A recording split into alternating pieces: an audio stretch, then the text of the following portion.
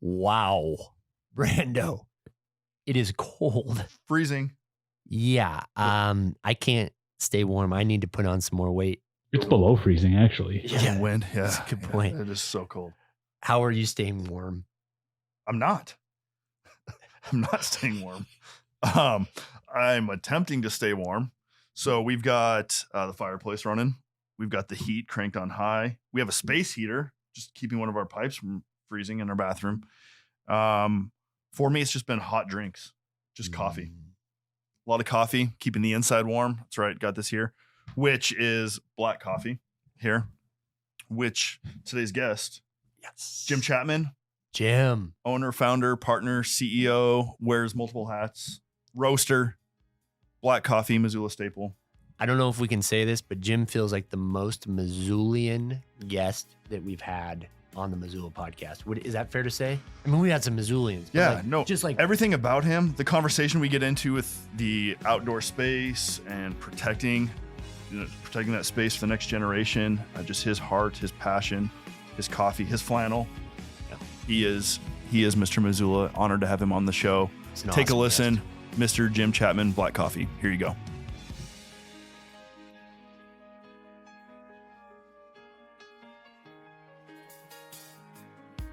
Awesome.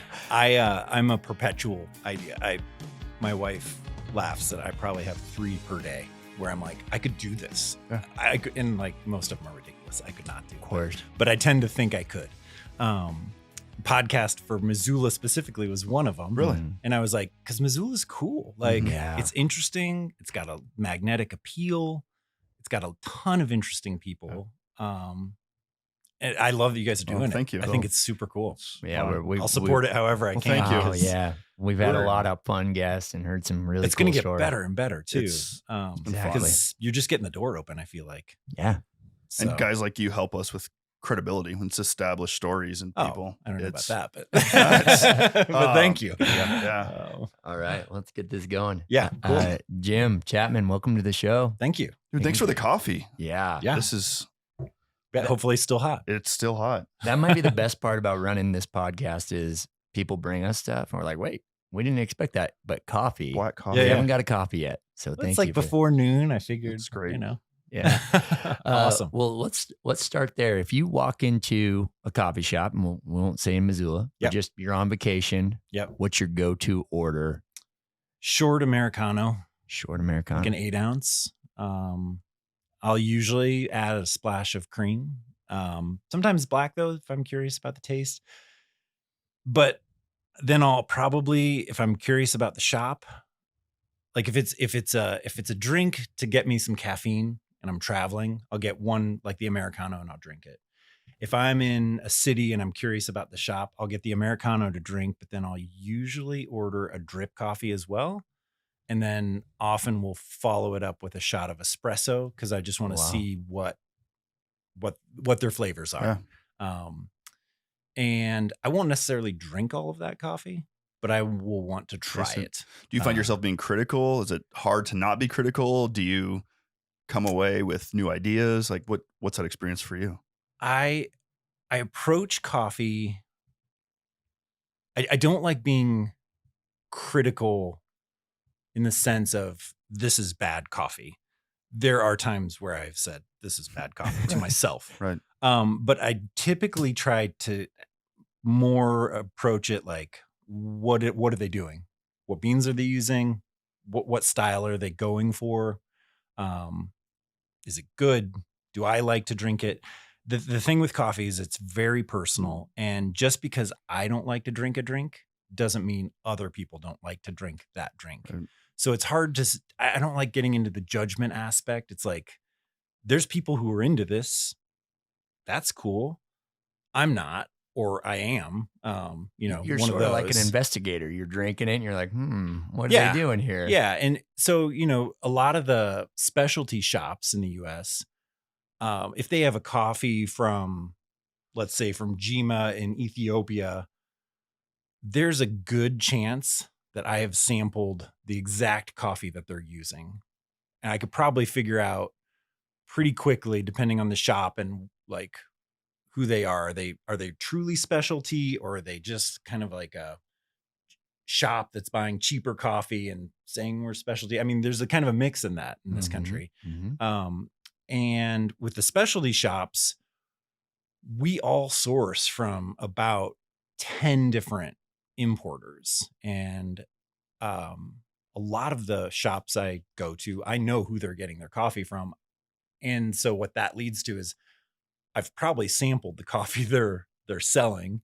And we, you know, for every coffee we sell, so let's say our Sadama right now, we sample 10, 15 different options before we hone in on the one we want. So we'll bring it into the shop, we'll put it through the sample roaster, we cup them, we try them. This one's good, the price point works. Let's order 6 months, a year's worth, whatever, of that coffee. So it's fun. Like there've been times where I've gotten to try coffees that we decided not to get that particular Kenya, but you see another shop serving it, it's like, oh, cool, they did a great job with this. Like, well done. Yeah. Roasting's cool because everybody has an interpretation of a coffee that comes into their shop. So we will bring in a coffee for a purpose. So like right now we have, which one do I want to think about? Like our Mexico. There are probably 8 confident different methods I could use roasting that coffee that would make it taste different. But we're going for a personality with our Mexico. So I try to keep, even though it's a new crop and it's inherently a little different, I try to keep the roast similar to the personality that we've created for that coffee over the years. Perfect example is our Drift right now. Like Drift is not a specific coffee every year. It's a seasonal. We do it in the winter only. It's a different coffee every year. Coffee's a crop. So if you buy, if you think in terms of wine, like 2015 Syrah from this one vineyard, right? And then you try that same Syrah from their 2016 and it's totally different. Well, that's because the crop was different. They had different weather. Everything was different. It's different harvest. And it's supposed to be different. Coffee's the same way, but you can tweak it in roasting to create kind of a personality profile. Yeah. And so we do 4 seasonals. We do Drift in the winter, we do Bloom in the spring, we do Topo in the summer, and then the Hunt in the fall. And those are basically just, we buy a small lot, we bring it in, we kind of give it its personality, and then when it's gone, it's gone. Yeah. So Drift, we try to create a personality with that coffee. This year, the Drift is a natural processed Ethiopia. What the natural process means is that after the, coffee's like a cherry when they harvest it. It literally looks like almost like a flathead cherry. Mm-hmm. And so there's the fruit on the outside. And then inside the fruit is kind of a little layer of thin parchment. And then inside that parchment is the seed. The 2 seeds kind of sit like this, which people can't see, but my hands are clasped together. So there's 2 seeds inside there. And then there's 2 ways that can be handled by the processing plant. It can be dried with the fruit intact. That's called a natural process. There's actually 2 very generically coined ways of processing it. In reality, on the ground, I've seen everybody has a slight variation on this, but the basic is a natural process is dried with the fruit intact for about 2 weeks on these raised screen beds. Yeah. And then they turn it over several times a day, usually, to just let the moisture keep getting out. And then after 2 weeks, you have like kind of a raisinated fruit over those coffee seeds. And then it's sent to a dry mill that will take that kind of raisinated fruit off. And what that does for those coffee cherries is it kind of instills this natural strawberry, cherry, kind of a fermented apple when it's still green before it's roasted smell to it. And it creates a really sweet coffee. That's not what most coffee is, though. Most is washed. So there's natural, there's washed. There's actually a bunch of variations in between, but we'll stick with the 2 right now. The washed variations are harvested, brought to a collection point, and then run through a wet mill. And so while the cherry is still fully wet, I mean, it's just literally off the tree shrubs.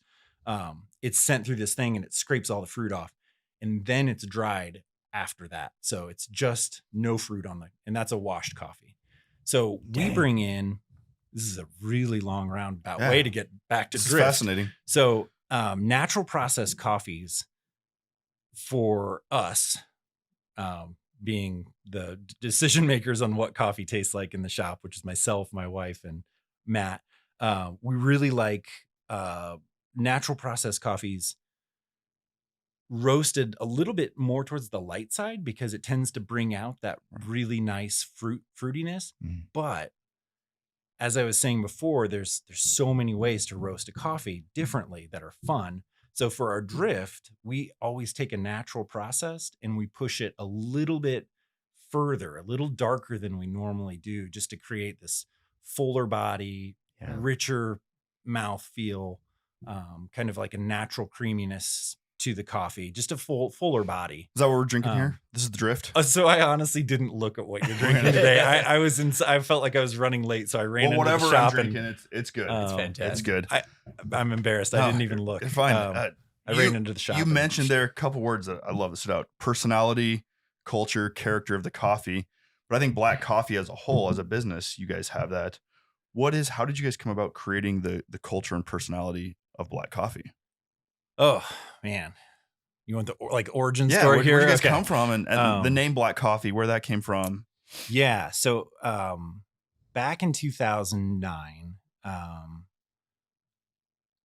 I was working for a wine company here in town, and so a distributor, and was pretty deep in the wine world. I really liked it. I love tasting. It was a job. Before this, I was a fire lookout. I loved sitting in the mountains all summer long by myself. You look like you are an outdoorsman in mountains. I mean, the branding, the marketing of the black coffee by the fireplace, the fire pit by the lake is you. Yeah, thank you. So, but then I had a child.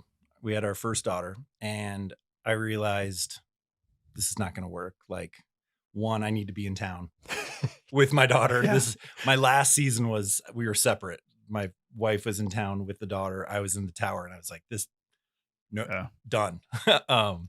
So came to Missoula. I had worked my way through a master's program in geography. Studied. I have a peculiar interest in Central Asian energy security. Then immediately after, I kind of got this job in wine. That was great. It's a good job, great company to work for. Learned a ton about tasting things, selling things, working wholesale, but love to travel. My wife loves to travel. And that job did not really lend itself to that. And also really have always been pretty independent in my time, my thinking, wanted to do something for myself. You didn't want to clock in, clock out. And these guys were actually, to their credit, they didn't make me clock in or clock out. It was a pretty great schedule. It just was still not for myself. Sure. It was for someone else. And like I said, they were great. Intermountain Distributing out of Billings, awesome people. But is that where you're from? Are you originally from Billings? No, I'm from Indiana. Oh wow. But I've been here since '94. Okay. So a while. So conceived this idea that at the time I was ordering all my coffee from out of state, a couple roasters, West Coast, and talking to my wife, I was like, I think we could roast coffee. It was kind of in hindsight, like humorous that I actually had this idea that I thought I could. But I was like, I think what they're doing, I think I could do that here. And she's like, yeah, we probably could. So we started looking into it, how you go about it. And then I was at a party, and Matt, our business partner, who I knew casually, we'd both worked a short stint at Good Food Store. We ran the same circles, kind of peripheral friends. And he started saying he was thinking about doing the same thing. And we were like, after this party, this next week, like, let's get together, let's talk. And it turns out we both had signed up for this class on roasting coffee, and we'd signed up for the same class, separate of each other. Crazy. And we were like, okay, Missoula's only so big. Like, we could go into this competing, or maybe we join forces, and like, might be easier. And for sure, it's easier with a business partner. So we started talking, started planning, started writing a business plan, started roasting in our garages. We had bought this little mini roaster, and he'd take it to his house. I'd bring it to my house. We'd just tinker play. And pretty quickly we're like, yeah, we can roast coffee. Just started obsessing on it, you know, and by 2010 had bought a machine, gotten a space, had opened. So we started doing that in Missoula. And, as I told you before, I was didn't want to do a retail space. I kind of wanted to focus on wholesale, which is what I know. But between he and my wife, retail made a lot of sense to do. Well, it appears to be worthwhile for you guys. Yeah. The line's always long. It's People great. disappointed when you're closed. Yeah. It works. And Where was the first location at? in the home resource building, Oh yeah. right on Russell Street. Yeah. It was in that little That's right. front corner. Across from Pink Grizzly there. I remember Yeah, that. yeah. Little tiny space, Yep. 1,200 feet. And we outgrew that thing so fast. I think we'd signed a 5-year lease, and 2 years in, we were like, oh no, what did we do? We started too small. They were really good. They worked with us on getting us out of there. And A great problem to have. Great problem to have. And so found the space on Spruce Street, Mm-hmm. which honestly, from before we opened, was our dream location. I live just up the road from there, and bike past it every single day. And I was like, someday that would be the perfect coffee shop for us, because it's very industrial. It's Right. I mean, it makes a cool shop, but really it makes a great workspace because it's just a big empty warehouse, concrete floors. What was that before you guys moved in? It was it's been a couple things, but right before was a grow your own food/weed place. I think food technically, weed untechnically. Okay. But then before that, I think it was a bike shop. Okay. It's been a bunch of things over the years. It's such a unique design. It just feels so cool. It being is. there. It's a really cool building.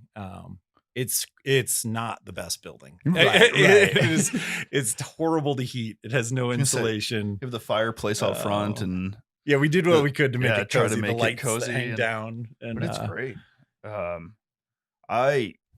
If we can break away from coffee for a second, Yeah. Your avocado toast, right? amazing. Yeah, Was that your brainchild? Like, where? not mine. No, It's amazing. That's my wife. Have you had that, Steven? Yeah. Incredible. Yeah, it's so good. So Toast menus, all my wife and Matt. So there's times we go in there and you guys are not serving avocado toast. Is that due to it takes a long time to make? Is it supply and demand? You guys sell out? Like what? Mostly it's avocados. Yeah. We probably are the number one purchaser of avocados in the city of Missoula, Bet you are. other than groceries. Yeah. And sometimes we just can't get good avocados. Yeah. So Makes sense. All right, makes It's sense. phenomenal. Yeah, yeah. I don't know what you guys are doing back there, but keep it up. Keep it up. Thank you. Yeah. So it sounds like you have this mind that likes to try to figure stuff out and tinker, as you Yes. said. Can you take me back to the beginning of your life, and just when did you start to realize, oh, I really like to get into the inner workings of things, Oh, and that's a great question. this might be, follow this path, and then all of a sudden, now I own a coffee shop. Yeah. Huh. So I grew up in Indiana, and we kind of lived out in the country outside the city. I have 3 older brothers, but they're all spaced 2 years apart, but then there's a 4-year gap for me. So the roundabout way of getting to the point is I spent a lot of time by myself growing up. Even when my brothers were home, it's kind of an age gap, and we didn't really have neighbors. It was mostly just like cornfields and some woods.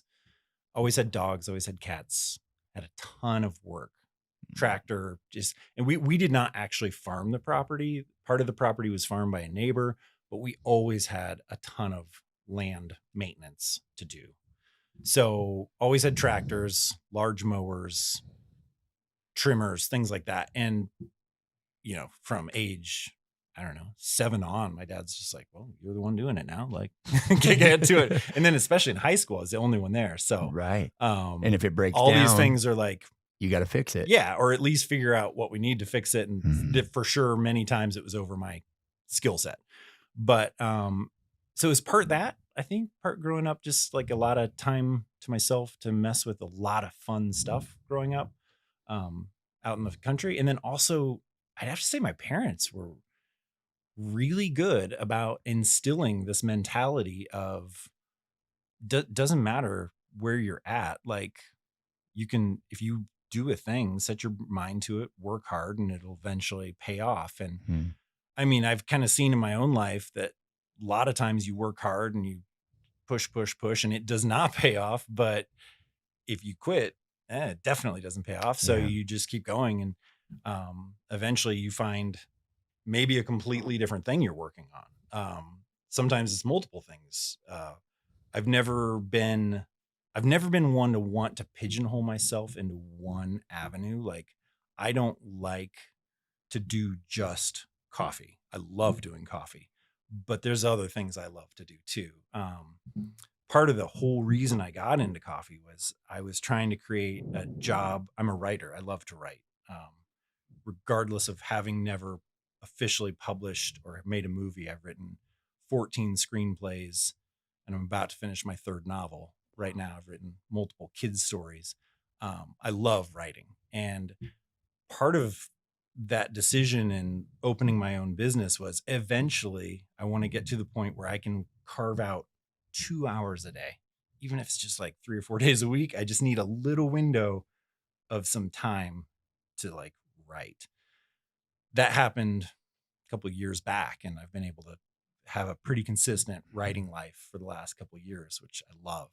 Mhm. So I've just kind of always had this mentality that if someone else can figure it out, I probably can figure it out too. Sure. So, Jim, in terms of I black go with it. in terms of black coffee, what's an area where you felt like you were just kept hitting that dead end, and it was either quit or keep pushing forward? And what did you learn? What did you have to overcome?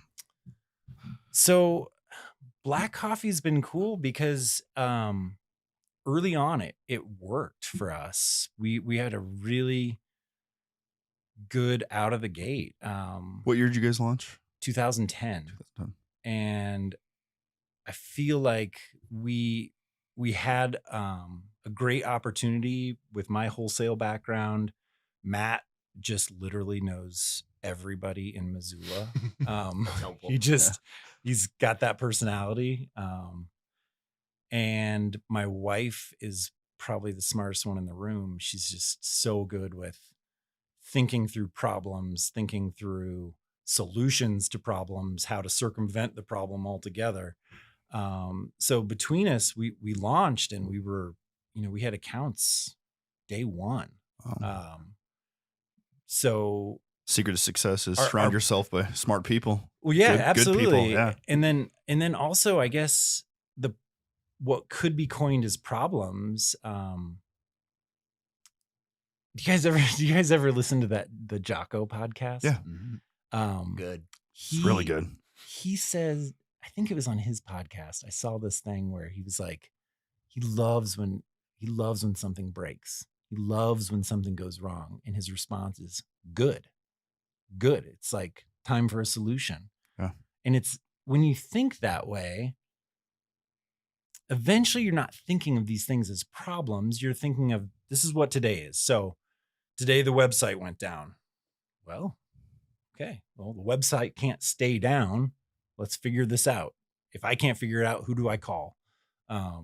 And it's about utilizing who you know and what tools are at your disposal.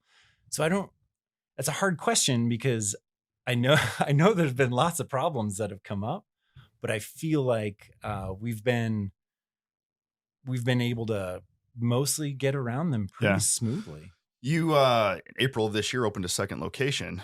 Yeah. Sounds like that was a little bit of a problem, a little bit of a challenge in terms of time frame from That what was expectations huge, yeah. were until what was delivered. It took a ton of patience. A lot of the problems were out of our hands Yeah. where we couldn't, it was a building space and it was a building problem. And we were not the ones in charge of hiring the contractors.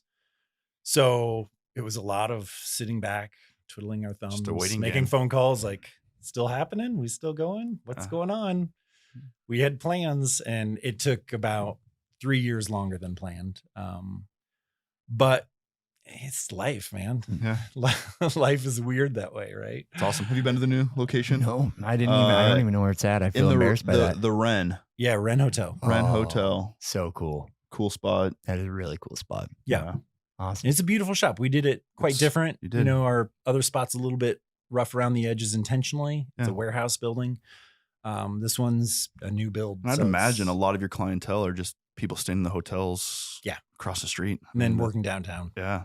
It's Yeah. great. So cool. Great location. So, We're gonna get back into your story in just a second, but we gotta hit wherever you want to be. we gotta hit you our rapid 5 questions. Are you Yes. ready? I'm ready. You know, we keep calling it rapid 5, but I think it's 7 questions.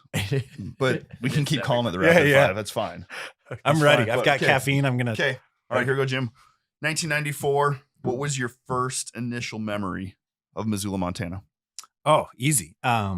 Pulled into town, the Babs building by the Holiday gas station. It was the Babs. Now it's like some condos, I think, right there Yeah. at 3rd. And I had never been to Montana when I decided to move here. And my family was like, "You're going where?" And I was like, "Montana." And my mom was like panicked. She was like, "We don't know anyone there. We've never been there." And I was like, "I'm going." Pulled into town. That was my first stop, was at that gas station. And I looked around and I saw Sentinel over there. And I saw Jumbo. I saw all these like 1990s hippies hanging out. And I was like, this is it. I made it. I found it. What and was I it? loved it. What brought you to Missoula? University. Okay. So I had spent my first year in Ohio going to school, did not like it, just wasn't for me. Moved back home, went to school in Indianapolis there for a year. It was basically a year of just, how do I get out of here? And I applied to 3 different schools based on a topographic map. I've always been into geography. I got accepted to Missoula first and was like, done. I'll do it. It's the most affordable of the 3. That's where I'll go. You saw it and- was surrounded by mountains. It was in Never mountains. looked back. So, literally never looked back. I was like, the day I pulled in and I was parked in the Holiday gas station, I was looking over at the Bab, saw Sentinel in the background. I was like, Montana's it. That's awesome. It's really cool. This next question feels a little weird. Go-to coffee shop in Missoula? I'm at Black Coffee every day. Okay. We'll make it easier for you. What's your favorite restaurant? You and your wife going to dinner? restaurants. Where are you going? Oh man, that did not make it easier for me. We're 2 people that don't hardly go out. I like a ton of the restaurants here. Florbella is amazing. Those guys, everything they're opening is super cool. Scotty's Table. I've been friends with Scotty since 95. Yeah. I'd imagine you guys supply coffee to not just retail, but businesses, restaurants in town are serving black coffee. A lot Yeah. across the board. Yeah. So Missoula is amazing because it's full of people. It's not easy to live in Missoula. Right. Like Missoula has never been an easy place to live. I bounced around down the Bitterroot up to Whitefish a long time trying to figure out where in Montana can I make this work, because Montana's hard. It's not like we have the best economy. It's not like we have this huge jobs opportunity. So as a result of that, it's a place where people create their own niche, right? And that's why we have such amazing restaurants here, coffee shops, just businesses like noteworthy. Like that is such a cool, weird niche that exists here. And Missoula across the board, and that's the draw, is it's not easy to live here. So the people who stick it out and dig their fingers in, what's that saying? Heels in? Yeah. Dig your heels in. Whatever that saying is, it's for a reason. It's because they want to be here. And as a result, I think we get some of the coolest businesses literally in the country in Missoula. Yeah. Because you have to want to be here. Really good point. Yeah. What zip code do you live in? 59802. Ooh. I don't So- think we've had an 02 yet. I don't know if we've had I don't know. If 59802 got into a wrestling match with 59803, who would win? Probably 03. I don't know. I don't know. Just trying to create turf wars. I don't even know where 03 is. Yeah. Like It's up the South Hill. South Okay. Hills. That's Yeah, where yeah. he's from. Okay. Basically, what he's saying is he wants to get into a wrestling match. That's Yeah. See, I'll lose. I No. got terrible shoulders Yeah, no. and bad back. Uh, So I'm up the up rattlesnake. at 592. Great. I love great the area. rattlesnake. I'd I'm assume a trail runner. you oh, frequent 10 Spoon, No. being a wine guy. You're not up there No. much. Yeah, trail running. Do you mountain bike? I bike a bit. My kids bike Do that quite a hardcore. bit. But this summer I kind of picked up biking to kind of ease some of my running muscles. Yeah. But I love to run. Run's my thing. Going off subject, who manages your guys' social media? I do. You do. Phenomenal job. Thank the you. Instagram, the photography. Is that Yeah. you So go out and take a lot of pictures? yeah. Photography's really kind of cool. become a second thing I do.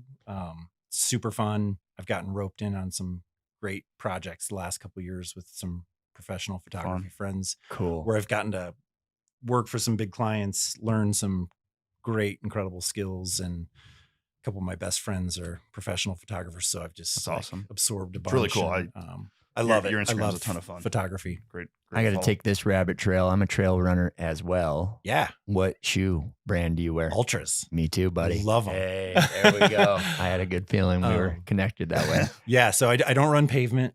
Yeah. Haven't in years. Just had probably best run of the year on Saturday. Went up Curry, above Curry Cabin, down the full fence line. Oh man, snow, followed a coyote for like a mile and a half. Saw some other big prints. I'm not sure what they were. They were big. Yeah, I trail running is so fun. It's awesome. Thank you. I think this is our first other runner on the show, so I needed to just take a moment. to really that's great. be good Great. with that. It's if I can plug running. Yeah. Like it's the reason I live here is to be in the woods. I mean, Missoula is surrounded by mountains and wilderness areas. And to me, running is like the perfect simplicity. It requires only shoes. There's no gears to break, no wires, cables to go loose, no flat tires. Like if your body can do it, you can do it. Amen, And brother. I just love the simplicity. I love the quiet. Once you get up a mile and a half from the trailhead, usually there's no people by then. It's the best. Yeah. Man, I knew I liked you, Jim. So the old saying goes, and you alluded to this earlier about how weird it was when you got here in 1994. But what is the most weird thing about Missoula to you? The most weird. Oh man. In a good way weird. You take it where you want. It's less weird than it used to be, right? I mean, we used to have the leprechaun, and I really liked Tommy the leprechaun. I think you're the second person to mention Tommy. Mhm. The octopus is still here. The octopus. You guys ever met him? He'd be a great podcast Yeah. guest. He taught me how to play chess back in the 90s. Cool. Fascinating mind. That guy, he is so smart. And then he always hung out with a guy. Oh, I'm embarrassed that I've forgotten his name. Ben. Did you know Ben? Silver hair Ben. He was like all about dreams, and he like predicted the Iraq war like 3 years before it happened. It was crazy. He helped teach me how to play chess. He was friends with the octopus.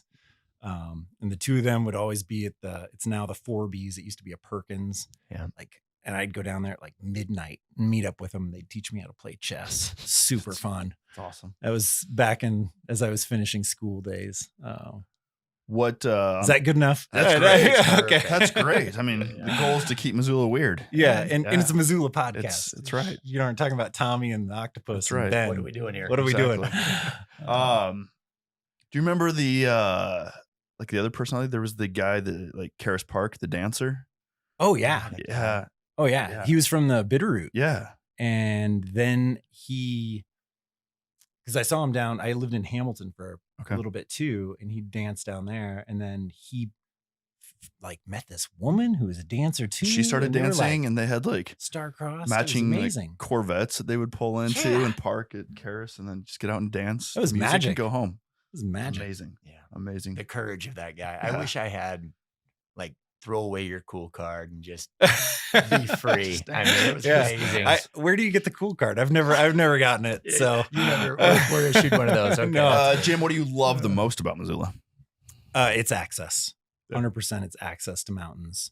I mean, I should say people, great people, but Right. in terms of geography, I mean, it's we amazing. talk about that often. It doesn't matter which direction you go. Within 10, maybe 15 minutes, you're in the great outdoors.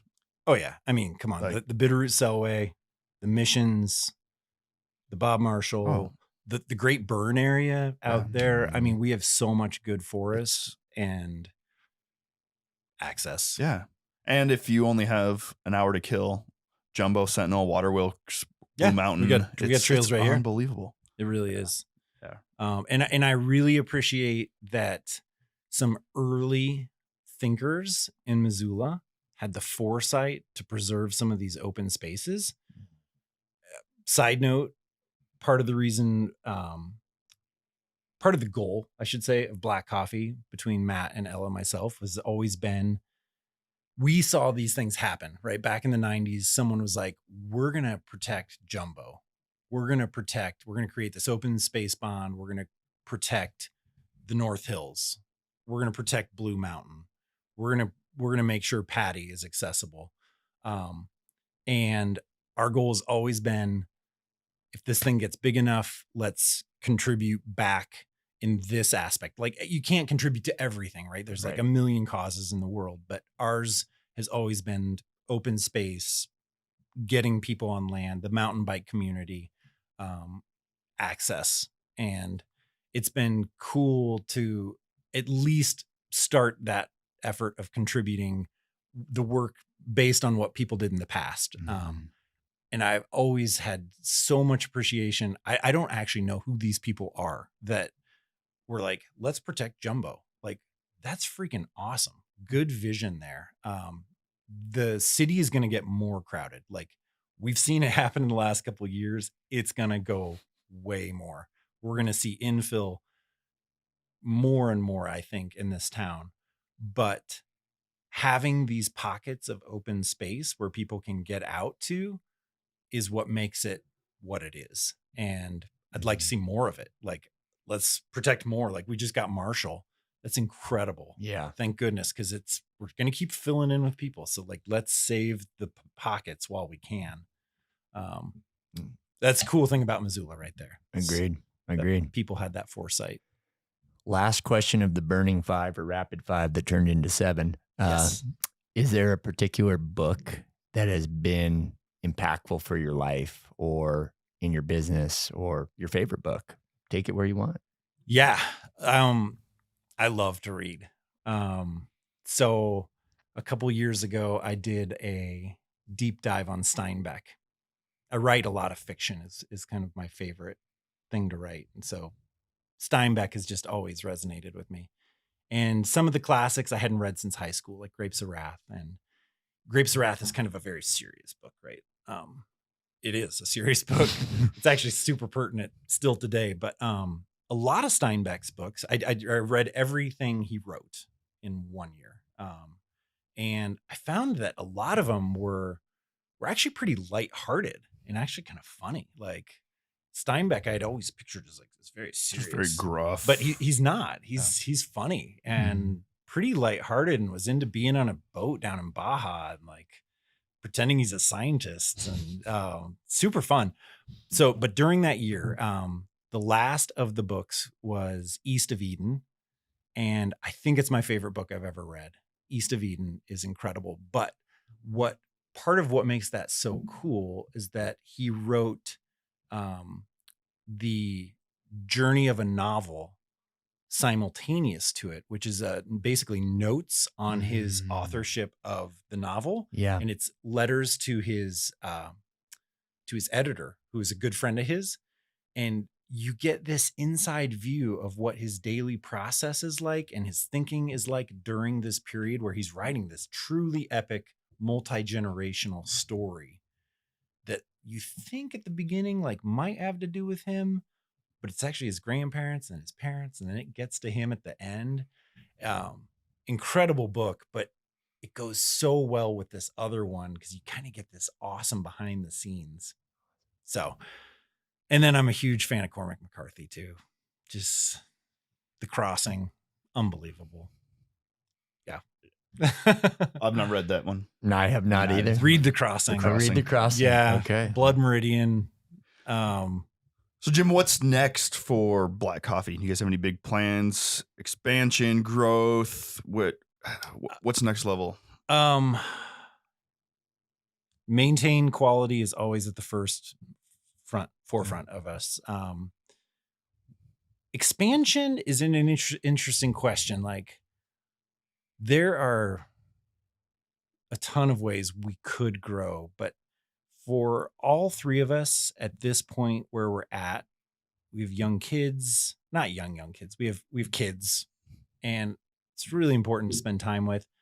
I don't want to become I tend to be a workaholic. I tend to I can obsess on multiple tasks, but I also really strive to balance that. I get one chance with my kids growing up, and I really don't want to miss out on the good stuff. Mm-hmm. And so, like, we're always like growing, because businesses, when you start getting momentum, they tend to grow. And at this point, it's almost like I want to put the brakes on a little bit, just because I don't want to get so busy that I can't see my kids. One's already off to college this year. I got 4 years left with the younger one. So I love that. I mean, the simpler, more meaningful life is huge and greater impact. And really trying to fight the human urge to grow for greed, right? Like, I make a living in Missoula. I love it here. I love my day to day. I don't want to get lost in just growth factor. That's never been what we're about. So, long answer, I think we'll keep growing, but I'm really just trying to make it work really good for what we're doing right now. What do we need to do to get a location over on the south end of town? Talk to my wife and business partner. Last question for you. If I'm out traveling outside of Montana, what is the go-to coffee shop in America? I really like Herkimer in Seattle. Herkimer. And I say that because he roasts, I think, a lot like we do. Yeah. When I drink his coffee, I'm like, I feel right at home. Yeah. He does a great job roasting, and he's awesome. Super nice guy. I've met him a couple times. I will check it out next time I'm in Seattle. Sounds great. Awesome. Well, dude, thank you so much for being here. It's a blast. Congrats on your success. Amazing story. And really appreciate all that you guys do for the community and thank you. Even open space. Just learning that's huge and means a lot, not just for me, but my kids and future grandkids for generations. You know, to have that same foresight. Awesome. Yeah, dude. Thanks so much for being here. Appreciate you. And awesome. Appreciate it very much. See you in the shop. It's awesome.